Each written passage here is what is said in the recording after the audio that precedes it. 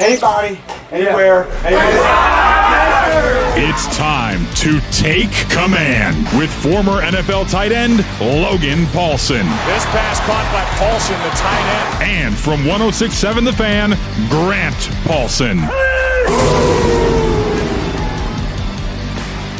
Welcome into Take Command. Hopefully everybody had a wonderful and a Merry Christmas. Everybody's enjoying a happy holiday week and is looking forward and getting ready for the new year. With Logan Paulsen, who was in the NFL for a decade, I'm Grant Paulsen. You can watch the show on the 106.7 The Fan and Team 980 YouTube channels. You can subscribe, rate, and review, and get the audio of this podcast wherever you get any of your pods. Logan, happy holidays, buddy. How are you? Happy holidays to you too. I'm great, man. It's such a fun season, with the kids, and obviously, I know the team's not doing super well, but it was fun to go watch the game the other day and be out amongst the fans, and everyone was super stoked, and just it was kind of a unique way to spend Christmas. You know what I mean? So it was fun. I had a good time, and I'm glad that they put a competitive product out on the field. It was a good time. There were way more people at the game than I thought. I joked during the week that it was going to be a ghost town and no one was going to go. It did seem like a lot of the diehard fans of this team really took it as a challenge. Like, how much do I want to be out there? Or maybe even made it part of the Christmas tradition for this 1 week or something. But they had a nice turnout. The lower bowl was pretty full. There were a ton of Cowboys fans, as there always are. But I thought there was a lot of burgundy and gold in the lost season as well. Yeah, I mean, I definitely thought, last week versus Philly, I was like, man, this kind of feels like a Philly game.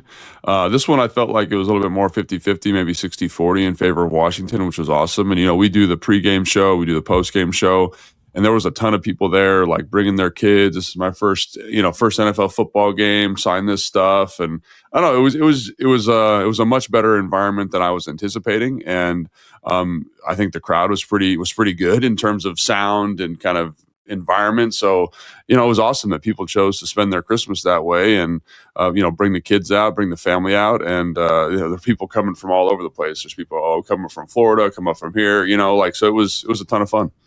That's amazing for the kids that are going to game one with dad or with the family. Yeah.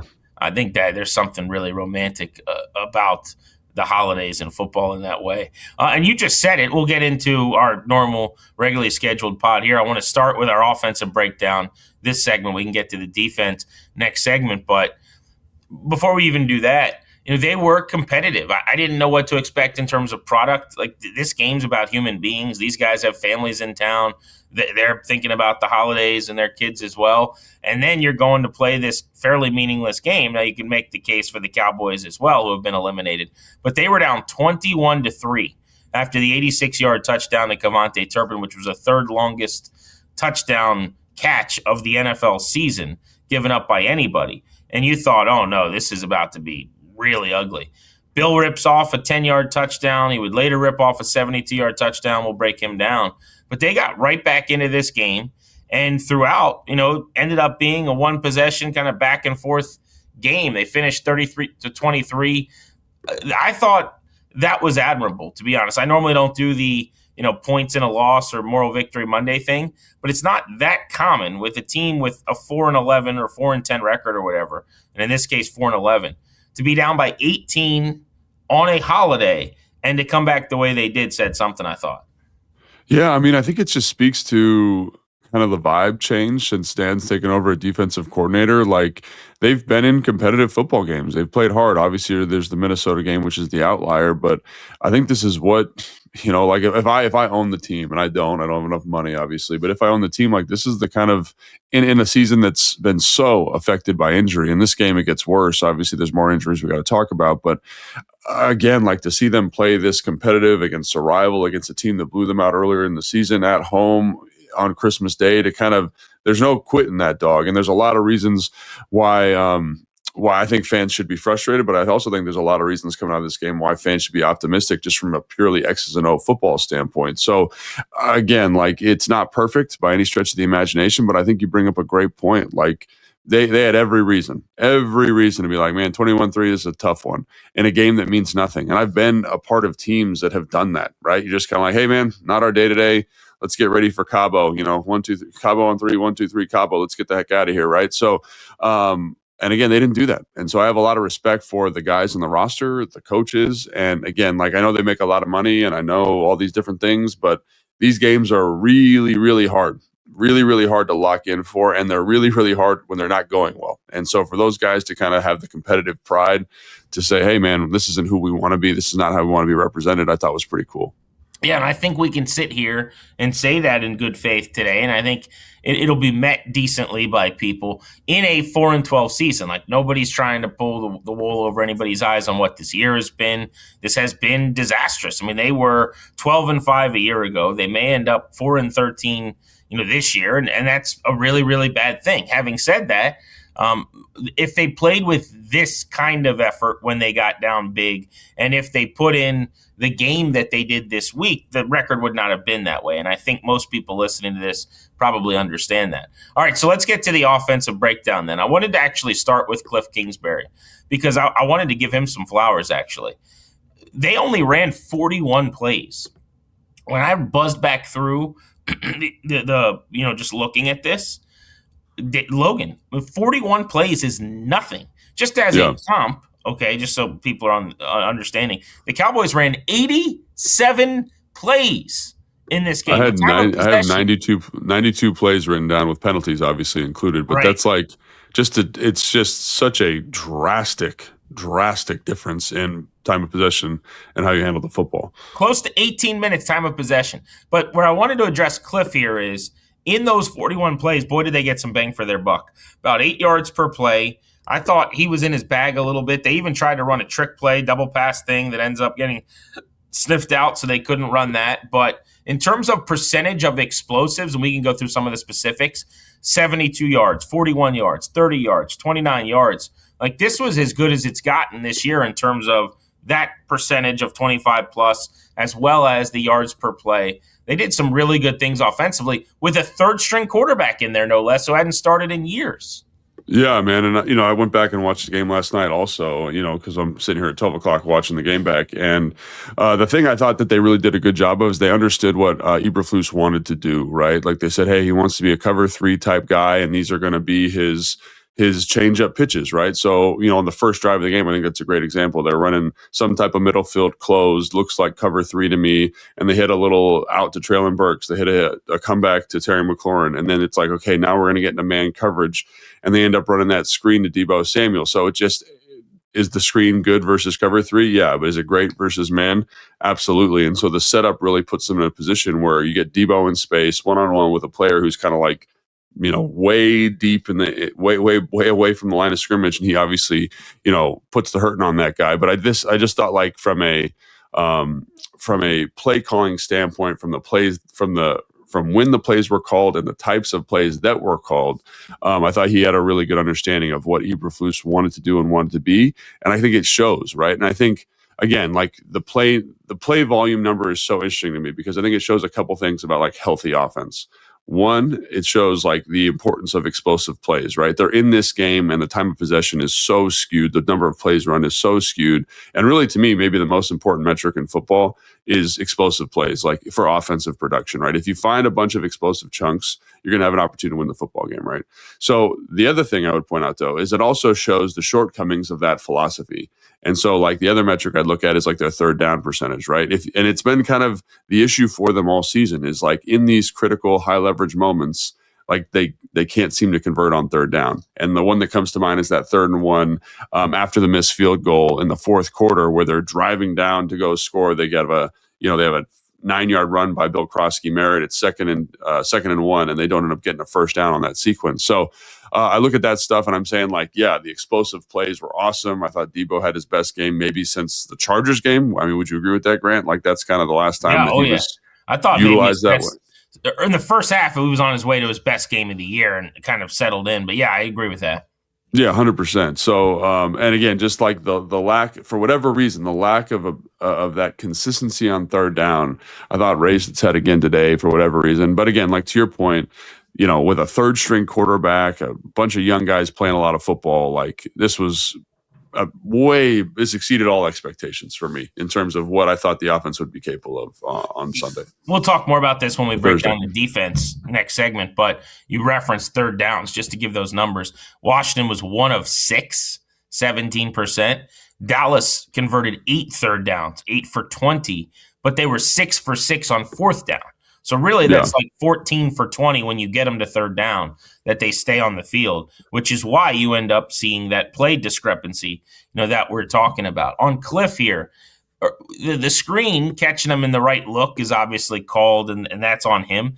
How much of that is Josh Johnson, though, as a veteran? There was so much consternation this week about, playing Sam Hartman, and I still think getting young guys at this time of year a chance, like what else is the point of them? Having said that, like when you talk about, okay, they're running this in the middle of the field, they're kind of, this is muddy, so let's just throw this out real quick, get it out of my hand. Like that's a veteran quarterback, knowing where to go with the ball. How do you divvy up the credit there between Cliff hitting them with the right calls and Johnson kind of reading it out? And how do you see that? Well, I definitely think so. A couple things here. One, I think the defense that they're playing against is not a good defense. The Dallas defense at this point, right? They get into simple looks. They kind of played like traditional spot drop zones, and the last couple teams they've struggled with played like these aggressive match coverages. So this is a little bit of an easier out.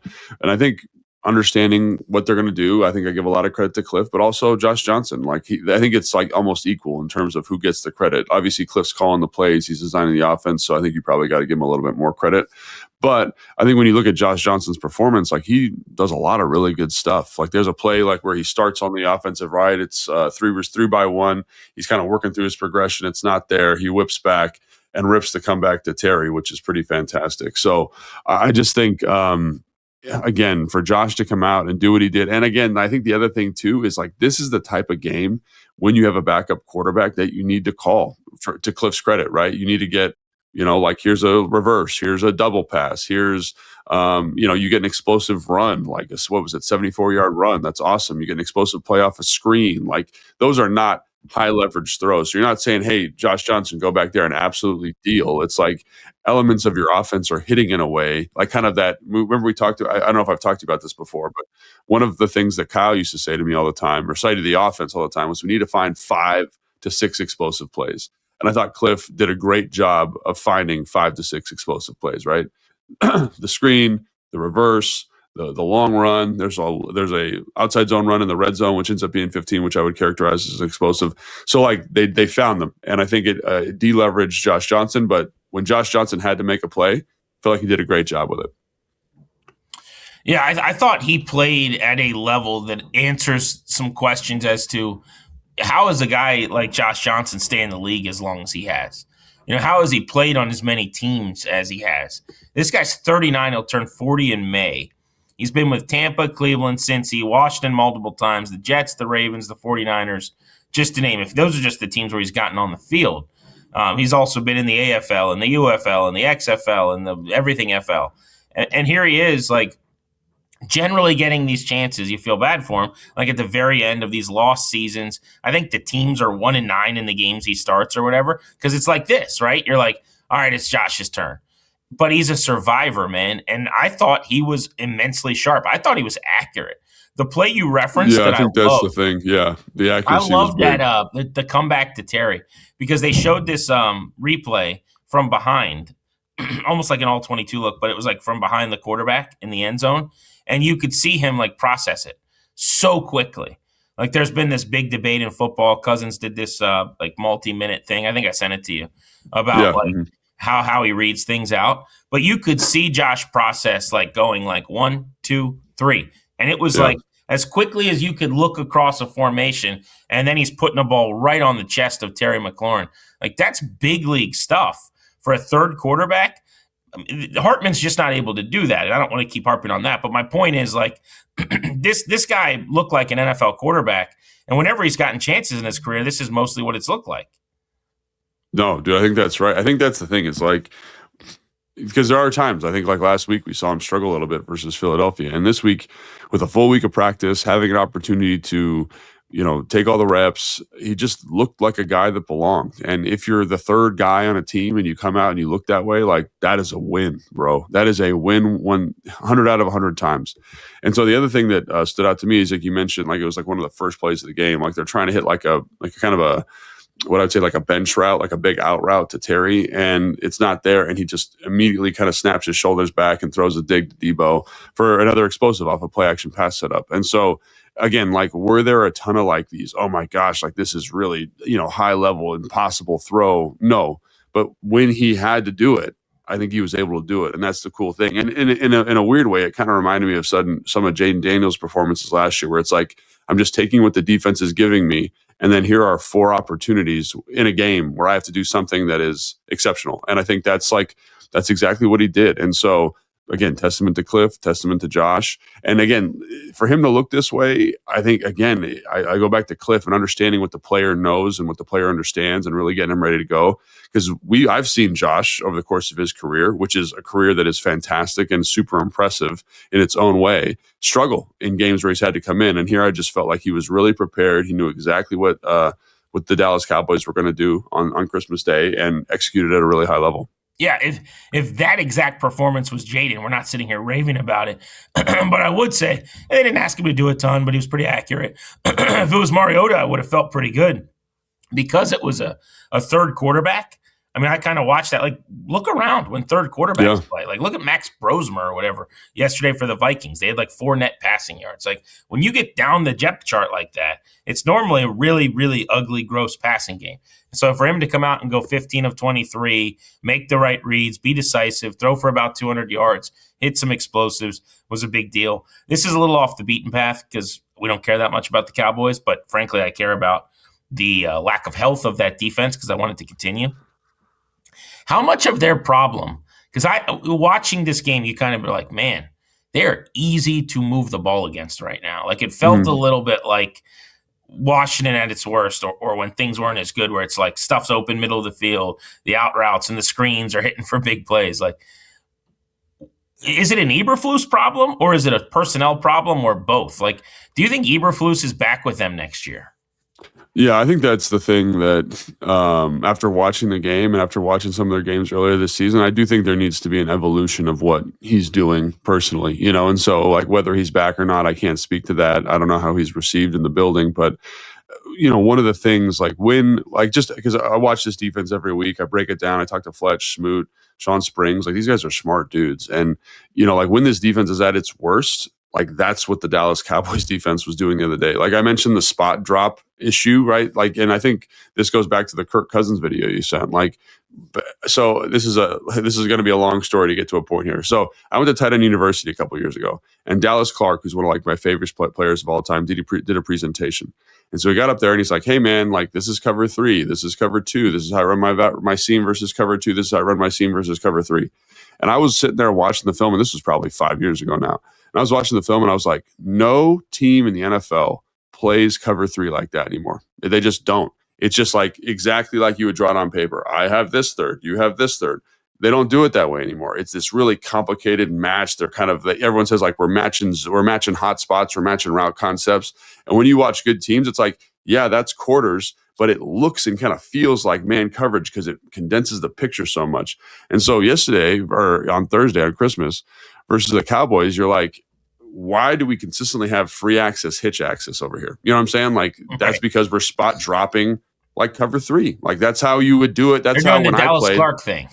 Yeah, like that's how they did it when I was playing, and when Dallas Clark did it, right? It's like we're gonna get out of here. I'm gonna hit the out every single time. And his philosophy, his defensive philosophy, is that it's 100% bend but don't break. That's what it's been since he's been in the NFL, right? We're gonna keep everything in front. We're gonna tackle well. And so when you don't do those things well defensively, when you don't tackle well, when you don't rally to the football, this kind of softer, more traditional coverage shell, it just doesn't work because you give up a 74-yard touchdown run. You give up a big play on a screen and man-to-man coverage, right? All of these things kind of stack on top of itself, and it's not good ball. And so I think that's what I'd say is like, I think he needs to either kind of go back to the drawing board and kind of change and make the defense a little bit more aggressive from a coverage standpoint, or you say to yourself, like, we got to get back to the fundamentals that make this defense work, which is tackling well in space, Understanding kind of the limitations of the defense, where teams are going to try to attack us. And again, it's his first year there, so there are kind of pitfalls to installing a defense like that. But I think that's what I'd say is like it is a very traditional defense in that way.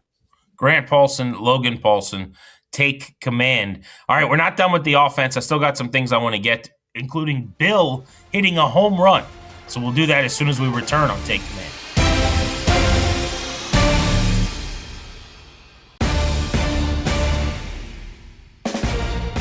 Welcome back, Take Command with Logan Paulsen. I'm Grant Paulsen. We've been talking about Washington's offense against the Dallas Cowboys as Logan broke down the tape, and we're reviewing the ball game. We'll get to the defense in just a bit, and then I want to look ahead to the end of the season and some bigger picture things because, frankly, at 4-11 now, 4-12, that's kind of where we are in this season. But, Logan, let's get to the explosives themselves. You had a 72-yard touchdown run by Bill. You had a 41-yard Johnson pass to Deebo Samuel where he's pushed out of bounds. That was on the screen. You had a 30-yarder. That was Johnson to Chris Moore. Pretty nice play, but get down the field. It was 15 yards and then, tack on 15. You had the 29-yarder Samuel to Deebo again on the Deebo. I should say that was on the Deebo run. And then you had the 27-yarder Josh Johnson middle of the field on like a throw to Deebo. By the way, early in this game, you said, was this his best, half or whatever? God, Deebo was great. He was healthier. Like that explosiveness. I'm not trying to turn this into a negative, but like we did not see that most of the year. This was very early season Deebo Samuel. He just looked like a man possessed. Yeah, I brought that up on the postgame show with Santana and B. Mitch. And Tana's instantly like, man, I think he's healthy. And Tana, man, he's an awesome dude. He's like the best guy. And he has this uncanny ability to tell you if a dude's hurt. Like he should get into like horse betting or something like that. Cause I mean, he just has this, this crazy, like we'll go out and watch practice. He's like, man, he ain't right. And I swear to you, the next day that dude will be on the injury report. And it's like 100 for 100. Wow. And so like he'll go out and watch practice or watch warmups even and be like, yeah, I don't think he's feeling it today. And again, Tana goes out, and this is the first time I think he's been healthy. So Tana's like my barometer for the health of a player. I don't know what he's looking at exactly, but he's got a great feel for it. And he's like, yeah, I think this is the first time in a while that he's felt like himself and been a part of the game plan and executed at a high level. Does this only work for football, or can I stand in front of Tana and he could tell me like, hey, your liver needs to be looked at. Let's make sure your kidneys are functioning correctly. It usually has to do with people running, but we can give it a shot. You know what I mean? We can throw you out there, see what he comes up with. You know what I mean? My guess is if he sees me running, he's going to think I ain't right. That's probably my guess, but I can't be for sure. But yeah, I just thought the way they used him was really good. Like the other thing about this too is on the Deebo run, there's space. On the screen, they get him at the perfect time and he gets going downhill. The difference between Deebo on plays where like he can get the engine revved up, I don't have a better way to put it, but it's like the 18-wheeler coming downhill. Like once he starts going, get out of the way. And there were just more of those plays. You could kind of tell 5 yards into a Deebo play. Could this be a big one, or is this kind of dead in the water? Because he's not like twitchy. He's not going to make you miss really. This is like a guy that's going to run through contact. And they just had, right. I thought that he had more fortuitous kind of looks early than he typically does too. Yeah, no, I think that's right. I think the screen's a great example. So they've tried to been getting him on screens all season, and they've been kind of running these traditional, what I would call, like we've talked about it before, slammer screens, right? Where it's like, hey, you're going to step up once, to take one step up, you're going to come back to the football. Yeah, so the pursuit to the football in those plays has been really high level. And so I've always been like, man, it feels a little bit stagnant. It feels like you can really see when they're trying to get to the screen. And so I actually thought the setup on this screen was like chef's kiss, right? So you got run action away, you fake the toss, you bring motion across the formation with Treylon Burks, and they're in man coverage. Everyone's running to the ball, running over here, and then for him to kind of get this set up to the perimeter and then kind of run the slammer screen back the other way, I thought was great. And so again, like the way they designed some of these opportunities, I thought were really, really good. The reverse, the way it hit, the way you got a block from Terry, and the way they kind of played through the block. So Terry's got to crack the first linebacker off the ball in the box. That guy blitzes. Terry does a great job kind of staying on track, getting a hat on a hat in terms of the guy running downhill. Conley does a great job getting up to the second level. So does Biotish. And Ben Sinnott absolutely murders the guy in the perimeter. So you got great execution versus multiple looks. And also, I do think they took advantage of some of the limitations of this defense. And one of the things about this defense that's come up week on week is their linebackers specifically have terrible eyes outside of Overshown, who didn't play, right? They are just like dogs to a ball. Like there's no like conception of like, hey, I need to maybe slow play this, or I need to maybe like wait till the quarterback actually hands the football off before I start running in pursuit.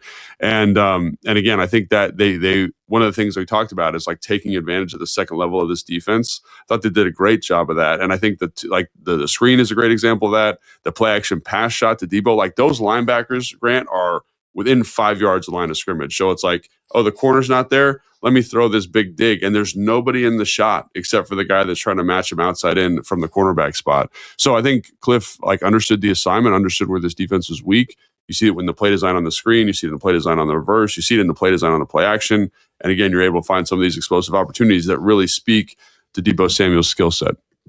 It's funny, as you're talking, I'm thinking about Cliff. I find grading his season so complicated because there have been some weeks like this where I'm blown away and really impressed. There's some weeks where maybe it's the opposite, where you're like frustrated with how it looks. And you're like, hey, let's try this. Let's do this. But also, he's dealt with so many injuries. I mean, there's so many man games missed. It's insane, right? So I wonder, like, I'm go back and forth all the time on this, but I think that it's very possible that he still gets head coaching interviews. I know that everyone seems to think that like the bloom is off the rose in that regard this year, but look around. Like there's not OCs that are hot candidates really. Clint Kubiak is one guy that's going to get a head coaching job. Outside of him, I think you're hard pressed to find coordinators, play callers who are definitively better candidates right now or hotter candidates than like Cliff Kingsbury would be. And that's not to say he's had some banner season. The numbers are going to be the numbers, but what do you think the interest is going to be? Would you be surprised if he got interviews off of some of the tape and how this year went?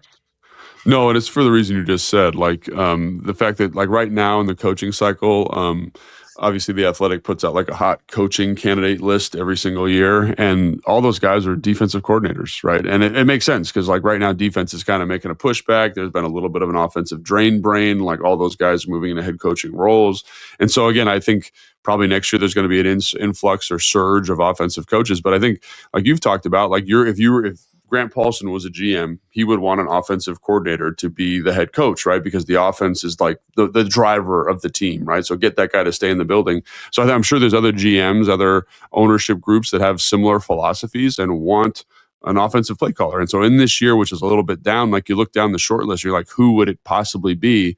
And I don't know if there's anybody else outside of Clint Kubiak, obviously, and Cliff are guys that are going to get opportunities in maybe years where if the class was a little bit, it kind of reminds me of draft classes, right? You're like, this guy is not really like a first round player necessarily, but someone's got to get drafted in the first round. So it might as well be this guy. And I think Cliff has handled a lot of adversity this season, right? He's handled a lot of injury, a lot of, adversity at the quarterback spot. He's had like the receiver thing, like in it, like the losing Austin Eckler, like there's a ton of adversity here. So I think if I'm a GM, I look at, I say last year was one of the best offensive performances I've ever seen by a rookie. This year, he kind of was the mad scientist in terms of piecing things together. I think there's definitely an argument to making sure that he's the guy that stays, that is the forefront leader of our organization. And again, like when you meet Cliff, the charisma is undeniable. And I think that's another part of being a head coach that people often sleep on, right? Is they say, oh, like, this guy's really, really smart, but also like, how is he with people? And my experience is Cliff is excellent in that regard. So I just look at all those things and say like, why not? And so in a down year for offensive coaches, I think he definitely would, I definitely would give him a look and see, definitely an interview. And that doesn't mean I'm going to hire him, but I definitely give him an interview and see like how that opportunity looks for him and for my organization. Yeah. And I think people that listen to the pod all the time, know that like I have some frustrations with like how the offense operates in terms of that, like structure. But here's the thing, like he's really good and he does his thing his way. And it's a season, I think, when you look from a 10,000 foot view, that's going to look a whole lot better than when you're just kind of staring at it up close, right. From 2 inches away at the art museum too. Like you said, there's context to this where you got a third string quarterback out there and a bunch of dudes missing, and you're going up and down the field at 8 yards per play yesterday. Like, you know what a lot of offenses look like yesterday when that's happened? It's 196 yards and 4.1 per play. Like, he was able to make some filet mignon and some hamburger helper here. The other thing real quick on Cliff, and we're off the beaten path, but I did want to bring this up because I realize I haven't mentioned this. It's something I've thought for a while. I think he's going to be a way better head coach the second time, having been around Dan Quinn. And what I mean by that is, like, if you think about it, so Cliff got his head coaching job in Arizona having never been really like a coach or a coordinator in an NFL building, which is not to say that you can't get some of this in college. But he was like quality control at Houston, where he became a quarterback's coach and the co-OC, and then he became the OC at Texas A&M before the head coach at Texas Tech. But in an NFL building with a guy leading, grown men like Dan Quinn does, which is, I think, his greatest strength, like that ability to just kind of turn the hat backwards and give the speech and do the awesome stuff in the room. Like, just being around that and seeing the, I'll use my brotherhood bell here, ding, like whatever that is, I think anyone's going to be a lot better for having been around that. And the fact that Cliff got a head job having never been an assistant in an NFL building is pretty rare, honestly. And it's hard. And I just wonder how much better he's going to be. I've heard him talk about this a little bit, but I just think he's going to be a way better head coach the second time around. Yeah, and the story that comes to mind is when I played in San Francisco in 2017 with Kyle, and he was talking kind of to the group, and I just kind of was like, "Hey, man, like, what informed this decision?" He was like, "No hesitation, Dan Quinn, right? Like, my time with Dan Quinn changed my perspective on how a locker room should run." And, no one's going to work harder than Kyle. No one's going to make the team work harder than Kyle. But I think the other thing he said to me is, like, Dan showed me the importance of making sure that it's fun, right? Like, when we got to grind, but like, it can be fun to be in the building and encourage guys to be around and encouraging like each other to support each other. And again, like, I really like had a awesome time with Mike when I was here. Like, Mike is like, all-time great in Logan Paulsen's book because he gave me the shot. But to see like how that environment, which was very player friendly, kind of changed to even when Kyle took over in 2017 in San Francisco, it was really cool to see, right? It was kind of the same thing, but they kind of like when you're with an offense and it kind of evolves a little bit over the course of time because you're impacted by all these other people. And the environment was like so much more playful, so much more jovial. And again, like, we worked our tails off in San Fran, and anybody who goes up to San Fran talks about how hard they work, but it was a lot of fun. And I do think like that's one thing that Dan, for whatever reason, just brings wherever he goes. And every coach that, Mike McDaniels, like, was with a Matt LaFleur, like, they've carried some of that environmental element. And I would 100% agree that I think Cliff would be, I think he's a bright dude. I think he's a hard worker. And I think understanding the interpersonal relationships that are required to run an NFL team, like, I don't know if you're going to get a better masterclass than what Dan Quinn does, to your point. So I think it's fantastic. And again, like, I don't want Cliff to go, but I think he's a very talented person. And I think like talented people get interviews and they get opportunities. And we're talking about his growth cycle here. And I think being around Dan is definitely going to help him be a better head coach whenever he chooses to take that opportunity. If I had to guess, I'd say he'll be back because it might not be the perfect situation, and you would have another year to work with Daniels, and maybe thinking with an offseason ahead, you have a big year of offense, you'd be in a good spot again next year. But I just think this idea that he's not going to get an interview, which is somehow kind of trickling all over the place, I'm like, I'm not so sure about that. I don't think this year has been the net negative that everybody kind of assumes for his coaching resume. Getting back into the game against the Cowboys, something I wanted to hit on and jotted down here. I mean, we got the Bill home run that we knew he had the ability to rip off. Like, this was a club that's been in that bag. It's my biggest argument for more touches for him and why I love him. I think there was a time on the pod where I said something that aged very poorly, where I was like, I have not felt this good about a running back with the ball in his hands here since Clinton Portis. And yesterday with Clinton Portis on the broadcast for some reason on Netflix, in that moment on Zoom, and I love CP, like they're interviewing him in the middle of this game. He's sitting there in like Miami on his back deck. Bill rips off a 72-yard touchdown, reminiscent of the 64-yarder for Portis against the Bucs on his first ever carry in Washington that brought a young me to my feet. But 11 for 105, a 9.5 average, 2 touchdowns, and another really nice touchdown run in this game where Bill made a nice cut, made a guy miss, and rips off a 10-yard touchdown. This was the guy we fell in love with in training camp, Logan. Yeah, and again, like, it's like the talent he has is undeniable, right? Like, I mean, I think you saw it from day one at training camp. I mean, you saw it from him at college, like watching the old New Mexico stuff, watching the one game that he played at the at Arizona and watching and obviously getting the reports from the Shrine Bowl, like he's a special talent. And I do think like there are some, even with special talents, there are some growing pains associated with being a rookie in the NFL. And I think we got to see and experience some of that. There was some protection stuff. There's some, not being patient on runs. And again, like that's all part of the growing pains of becoming an NFL starter. But it was awesome to see that little outside zone hit. And, I knew he was fast, Grant, like obviously very explosive. Like when you look at his acceleration, deceleration numbers, like they're top shelf, like 1% of very freaky athletes in the NFL. But I wasn't sure about his long speed. And again, he ran a, 4.5, which isn't slow, but it's not blazing fast. And he kind of walked off on a very fast secondary for the Dallas Cowboys. And so to me, I was like, that's even more impressive than, what I was anticipating from him. And again, like, no run can be talked about without talking about the blocking surface, right? You get a great job by Wiley reaching the 3 technique. Biotish climbs to the second level. Connerly to the second level. Bates does just enough on the crash 9 to kind of create a little bit of width. Traylon Burks is blocking the safety, and Connor and excuse me, Bill Krosky Merritt makes the corner miss, and that's exactly what you want. And then he lets kind of his God-given ability take over, and he just outruns the defense. And so, to your point, talking about Clinton Portis and the home run ability and all these different things, like that's what you're looking for. I think that's when they draft him in the 7th round.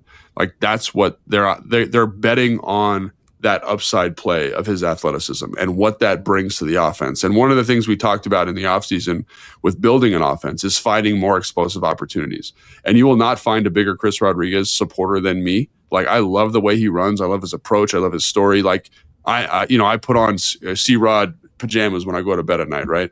But there's something about having a back that can hit a home run like that changes the dynamic of your offense. So on these, what do you have, 11 carries? Like having that kind of, the opportunity to hit blackjack at some point where he says, oh, we got a crease, I'm going to hit a home run here. Like that is something that is very, very valuable to an offense that is hunting for explosive plays. So I look at a building block moving forward.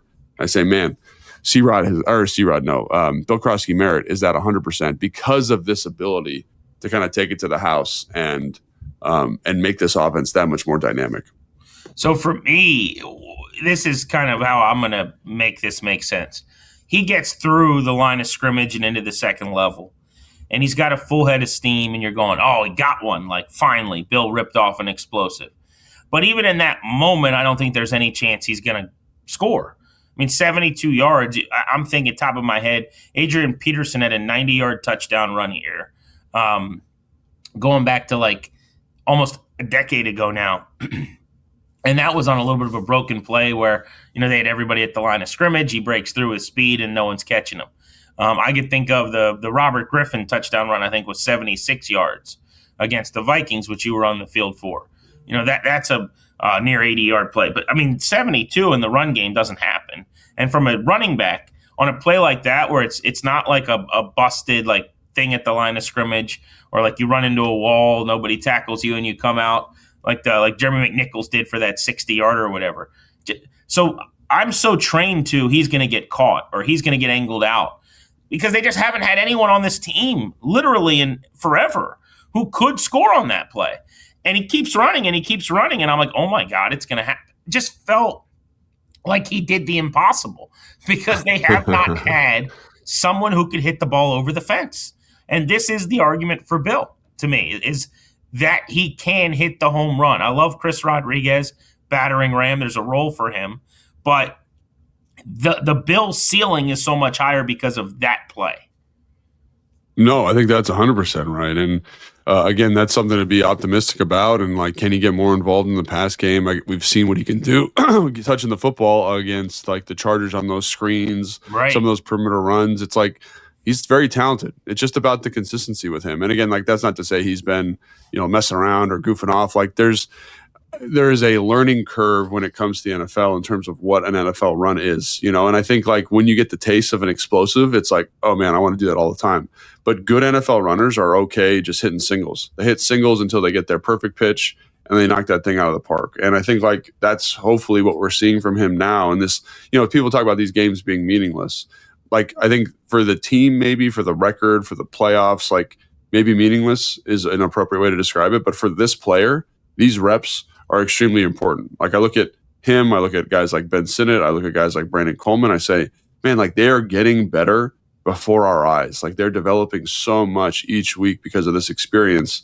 And so to see a guy like Bill Krosky-Merritt, and again, like the blocking surface here is fantastic. Let me just reiterate, like it is really, really good. But when it's really, really good, like think about any Jahmyr Gibbs run you've seen this year that's over 50 yards.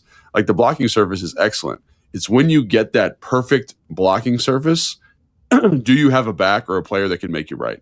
It's the same thing that happened on the Deebo Samuel reverse. Like there's a bunch of people you can have run reverse, right? But when you get that perfectly blocked structure and you get Deebo one-on-one with the safety, do you have a person on your roster that's capable of making that guy miss? Obviously, Deebo did it. And obviously, Bill Krosky-Merritt has the explosive juice to take that thing.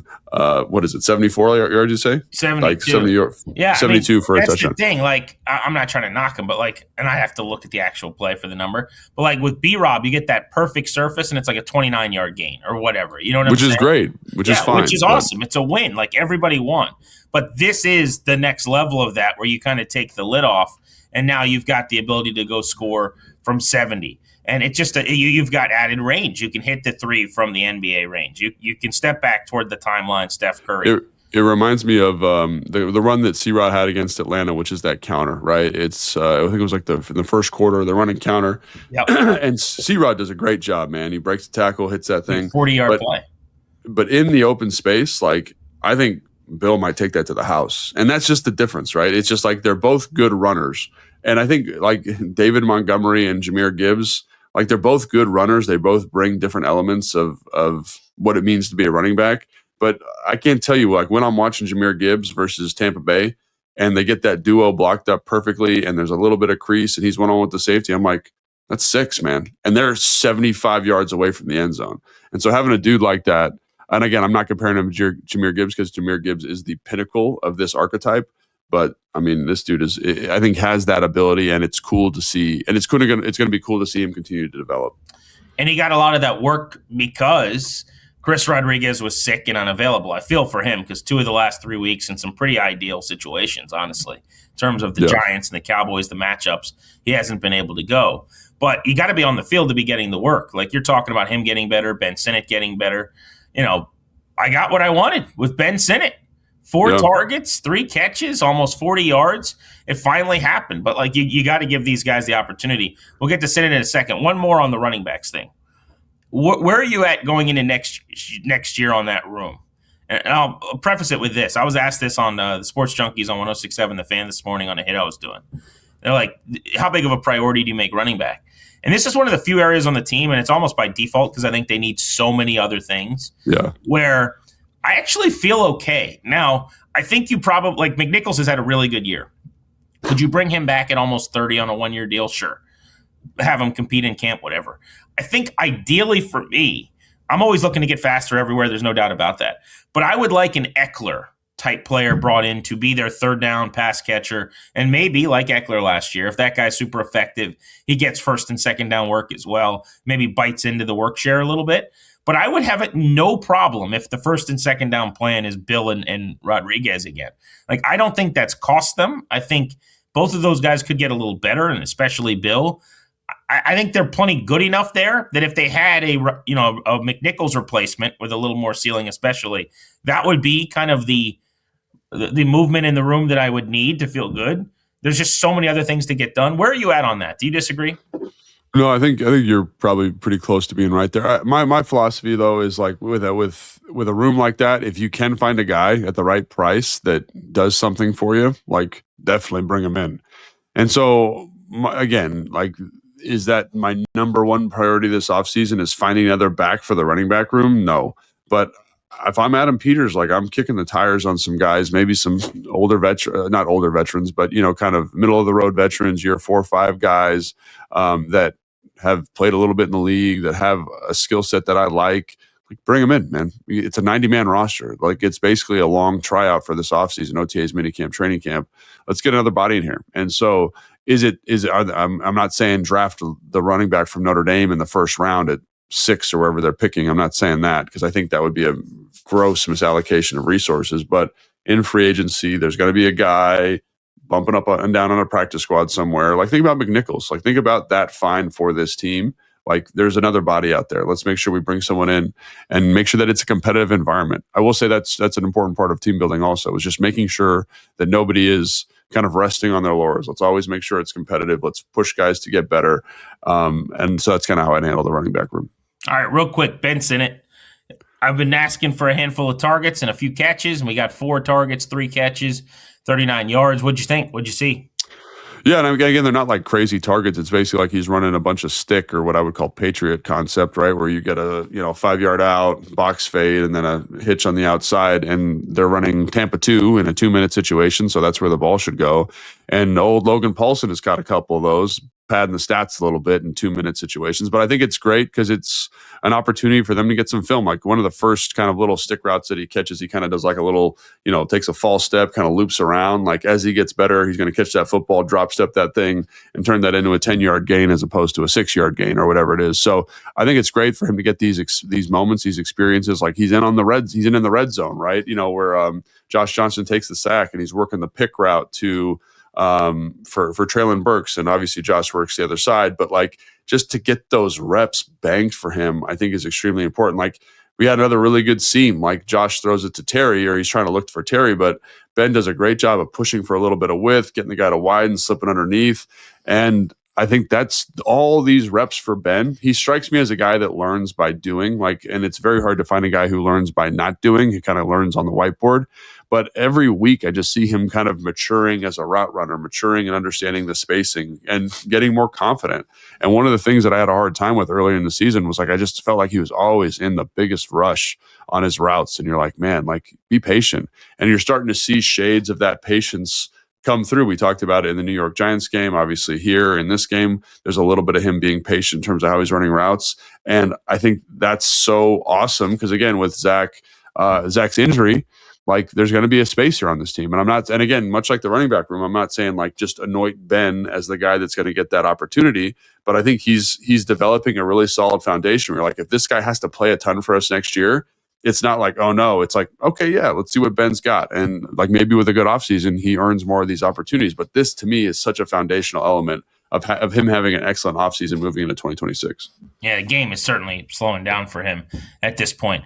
All right, we're going to get to the defensive side of the ball, and we're doing kind of mixing in some offseason discussion as well, as we should be, frankly, in week 17 of this 18-week slate. Hopefully everybody had a Merry Christmas.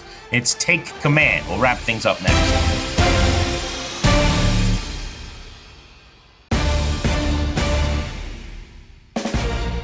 Welcome back to Take Command. Logan Paulsen played a decade in the NFL. I'm Grant Paulsen. You can listen to me on 106.7 The Fan every day from 2 to 6:30. Logan, how did you guys work Christmas morning? You've got 2 kids at home, so did you guys do like first thing in the morning, open presents, and then you're off to the stadium, or did you do a Christmas Eve thing? What'd you do? So we did Christmas on the 24th, like basically all day we did a Christmas. So, like my wife and I got them presents. So we did that in the morning from 9 to 12. And then the next morning, my in-laws came over while I was at the stadium and they did presents there. So my kids have had like 3 Christmases and my parents are sending stuff. So they're going to have a 4th Christmas here pretty soon. So my kids are really spoiled, unfortunately. So we got to deal with that. But Christmas was fantastic. It worked out really, really well. How'd you do it? You stayed at home, right? Yeah, we did great. So we were traveling a bit. Not bad, but a couple hour drive, like each direction. So with that, it just would have been too hard to get to the stadium. So what time do you think my 4-year-old woke me up on Christmas morning? Oh my God. I'm going to say 5:50. That's a great guess. We're looking for 4:28. Oh. 4:28 a.m. Right as Cliff Kingsbury was, driving to the office or whatever it is, turning on his computer when he's the only person in Ashburn. I've seen those Hard Knocks clips. But yeah, man, 4:30 in the morning. And I told him, I said, buddy, he was so excited Santa came. I said, that's awesome. That's really good. I said, but here's the deal. We're not opening anything before, 7. It ended up being, we got him to 6:30. So that's when we started tearing open the presents. But he would go downstairs. He would come back up. Dad, you got pretzels. And I'm like, dude, that's awesome. Like, I love pretzels. And then But yeah. you know He's like, what I don't love is you telling me about it at 4:30 in the morning. sitting on me, like knee Yeah. right in the, what, like Yeah. on my bed, and then he's like, Dad. I'm like, yeah, bud. It's like 4:51. He's like, I could see that I got a soccer ball. And I'm like, dude, yes, I love Great. that. Yeah. I love that for you. Yeah. This is perfect. Also, it's 4:51. So anyway, So let's do we crushed it overall. The kids, Santa took care of the kids. But yeah, so then we went to the her aunt and uncle's house. We do this huge themed Christmas every year. This year was Circus Christmas. Okay. Dude, you've got to look at my Instagram to see how wild this was. Okay. All right. I'll do that when we get off. Yeah. Hall of Fame, unbelievable. So her aunt puts, I'm not joking, months of decoration and work into this. It's like whatever you're expecting to see when you fire up my Instagram. It's going to be. Paulsen, it's going to be bigger than that, just so you know. So like we've done all kinds of themes, Grinch and Woodlands and Ski Lodge. But this year was Circus Christmas, so the kids love that. But yeah, so it's been good, man. Enjoyed ourselves. Let's get into the Commanders' defense, though, before we say goodbye for Week 17 and the game breakdown. Where do you want to start? Look, early on, it was a real problem. What adjustments were made maybe after they gave up the 21 midway through the second? They'd given up the 86-yard touchdown, which I want to go through that play in a moment.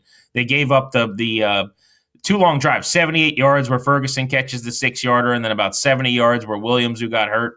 Incidentally, both those guys left the game with injuries and didn't come back. The early touchdown scores, which helped the cause, I guess. But they were down 21-3. Did you see any schematic adjustment after that to clean things up? Not really. What I will say is this is going to sound crazy because I gave up 30 points, but I actually thought the defense did a really good job on first and second down. I think the run fits are better. The coverage principles are better. And I think the thing that really jumps to the forefront in terms of like what the issue was, it's just third down and fourth down efficiency in this game is really what it comes down to. And I think if you want to kind of tack something onto that, it's second and long defending the runs. And so like I look at some of the stuff they're doing like with the nickel, like are they putting him in the best position to be successful to stop the run? I'm not sure. Again, I got to talk to somebody who's smarter than me about defense. But again, like that type of stuff to me is the difference, because I think you're looking at decent coverage structure. I think you're looking at decent pass rush in certain situations. And again, I think the coverage is driving the rush here a little bit more than the other way around. Again, they still need to find kind of this, this stud pass rushing presence. But I think on first and second down, they were much more efficient than they've been. I think, again, like the coverage stuff was really impressive to me. Chris Jones with a couple PBUs, like in tight man coverage, like not man coverage, but like, for example, Jonathan there's that Jones, one. Yeah, early Jonathan on. Jones. Jonathan Jones. He had 3 passes defended all year, and then he was in phase like between the receiver and the ball twice in the first couple of drives. It was harder. I will say, it's funny to say this because the Cowboys moved it up and down the field and had 21 points.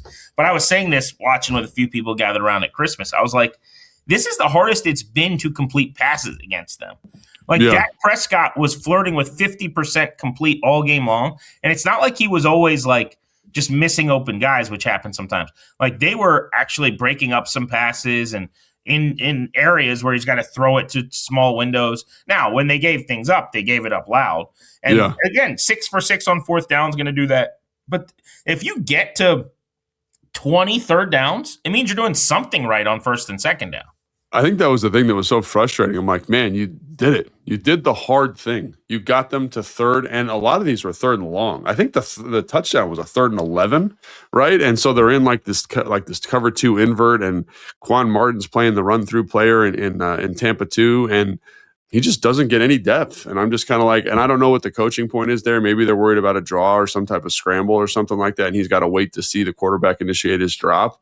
But there were just some kind of unusual mistakes, like in those down and distances, right? Like the second down runs were absolutely murderous, right? Like you get in, they kind of spread you out, they get you in formation, the nickel's removed from the box, and they would attack like with some type of quarterback, with some type of running back, like pop, like single back power, and it would just gash for like 15 yards. Here's a check down to Lipke they get to empty. You check to cover 2. You got to rally and make a tackle. It's going to be 3rd and 8 if you make a tackle. 3rd and 9. You miss the tackle. It's 3rd and 1. They convert the next time on a 4th and 1. It's just that was the thing that was really like when I went back and watched, like, shoot, even the sack that Von Miller has that Frankie Louvu kind of gets the roughing the passer call on, like that, like all of those moments when you look at it, you're like, on the whole, like, I do the green red thing with my ledger. Like, there's a lot of green in this game, man, of just good tackles, good run fits, good coverage. You're like, man, that's a big time football play. And then for whatever reason, on third down, on third and medium, third and long, you get the miss. Like Mikey Sanders still missing a tackle on George Pickens, right? And he runs up the sideline for an extra 10 yards. And you're like, that is so uncharacteristic of Mikey Sanders as a player, right? Or whoever. And so I don't know. Like, it was a really interesting game to go back and watch because obviously there was 90 plays or whatever it was, 87 plays. But on the whole, I was like, man, this is much better defense than it was earlier in the season, specifically in that first game. And yet they couldn't capitalize on these moments that they'd earned, these third and longs, these fourth and 3 or whatever it is. And so I think that's got to be incredibly frustrating for the staff going back and watching the film today. Mikey's game in some way was symbolic of the team's game too, because I thought as the game went on, he did some good things. He had a big PBU, and I think it was the second quarter of the game.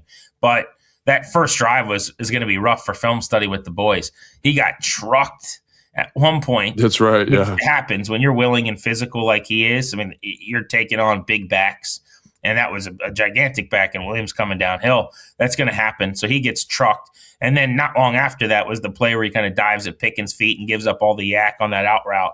But he kept swinging. He got back up. You give him credit for that. And similarly, you want to talk about symbolic. So I just looked it up.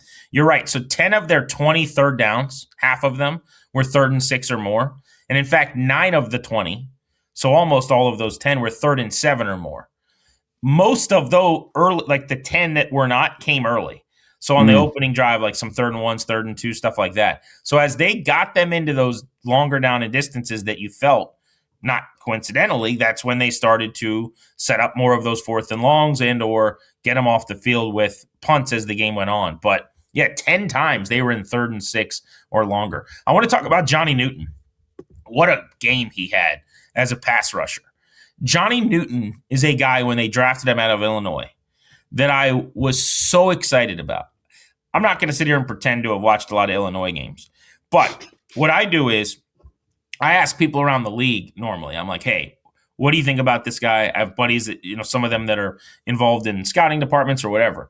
And everyone that I talked to, a handful of people said, dude, what a pick. Like, we had this guy in the first round, or we thought this guy was going to be a beast or whatever. They're like, go back and watch him. And then you watch his sizzle reel. I've been so wrong on him, so loud wrong, but I just loved him as a pass rusher. Pocket pushing, up the field, a guy that could be an impact player. And damned if he didn't look like he was back at Illinois in this game. Like 2 years in, Logan, I've basically just not closed the book, but I'm like, all right, I just was wrong. This is not a thing. And this is the scary thing about December football. You got to tell me how to evaluate it or what I saw here. But now I'm all the way back in where I'm like, I knew it. He's the guy from Illinois. This is a beast pass rusher. Like, it's going to happen. He unlocked and it was 3 sacks, but it was 4 plays. He had 2 half sacks. Yeah. He had 2 full sacks. So effectively involved in 4 sacks for this team, where he was a pain in the butt for the Cowboys. This is kind of what I thought games would look like semi-regularly, and they just haven't. Yeah, so obviously really stoked for Johnny that he has a performance like this. I think, okay, so I'm trying to figure out the best way to present this information to people at home, right? So like when you talk about like pass rushing, right? There's like something to my eye that I would characterize as a win, right? You've got quick hands, you get to an edge, you're pressing the quarterback, right? To me, again, like these are good plays. So don't like, this is not, I'm just trying to give context to it. I don't think he has any rushes of the rushes that you described. I think he has like a 22% pressure rate in this game, if I'm not mistaken. Where he's like definitively winning, like just clean win to the quarterback getting the football. And so I do think a lot of this is just he got more opportunity in pass rush situations, and he's a great worker. Like his work rate is incredible. On runs, it's great. In pass situations, it's great. And so he's working. And then the first one, Preston Smith kind of flushes him right to him, right? Bobby Wagner flushes him right to him, right? The one that he has is like a pass. It's like a play action pass. He does a great job kind of shoulder overing, but Kinlaw picks the guy that's kind of trying to block him, and he gets a free run to the quarterback. So these are good plays. And I think it's really good for Johnny to get this level of confidence and for us to be talking about him in this way. But I still think for him to be like this quote unquote stud pass rusher that's winning all these reps and, winning one-on-ones as a pass rusher, like I think he's still got a little ways to go to be that. But when you see this, to me, this is what I'd say to fans, is that like, I think you're seeing the foundation being set for a guy that can and deserves a larger role next year. But I want to kind of temper expectations to say, this is the outlier at the moment, not the rule, in terms of a guy who's going to have a bunch of sacks moving into next season. Two things. His statistical performance was incredible. Like, he may win Defensive Player of the Week in the NFL. I'm not joking. He had 9 tackles, dude, at D tackle. He had 9 tackles in this game. I'm with you. He had 3 sacks, which is like, hey, Myles Garrett called. He wants his game back. He had 5 quarterback hits in this game and 2 TFLs. If he doesn't win Defensive Player of the Week, I'll give you $1. Like, his performance was ridiculous statistically. Now, what you're saying, contextualizing it, is 100% true. I'm not arguing with you. I'm just saying, you find me the last time, and I might look this up and as homework and text you. I think it was 2015. Preston Smith. Actually, I was on the team when he did it. That was the last time someone had 3 sacks in a game. So that's a good stat. I was going to say, when a D tackle on this team has had 9 tackles, 3 sacks, 5 quarterback hits, and 2 TFLs. So this is a question I got for you. It's been 20 years. I have a hard time with this. Is they double count sacks as tackles? Do you know that? Yes, I do know that. That always bothers me. It's like, this is a sack. It's like, you know what I'm saying? It's anyway, that's a conversation for another day. But no, they as quarterback hits, they don't count as tackles for loss. So they do. They'll count them as, like, it depends on what service you're using, but they'll count them as like, so that 9 tackles, 3 of those are sacks, right? That he's gotten over the course of the game. And of course. Yeah. So that always is like, I don't understand why we double count those. But the TFL stat, I believe, and I'm just clarifying this on the site here, sacks do not count as tackles for loss. The TFLs, I believe, are generally in the run game. Okay. But right. yes, but they count as tackles, and there might be sites that count them. But I agree with you. There is some carryover generally.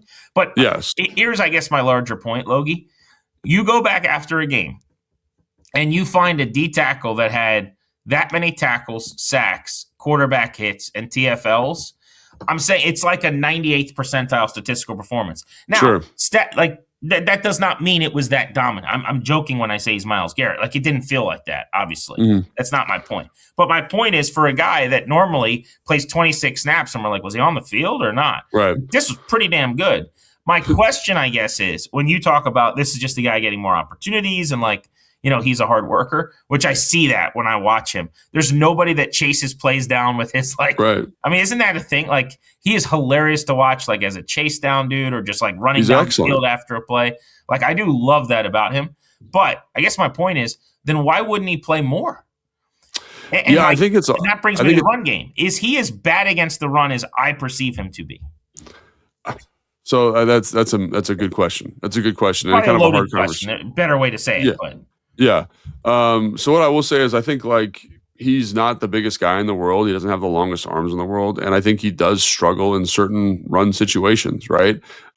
Physically, he's always going to struggle, right? But again, like, that being said, like, so does Kinlaw.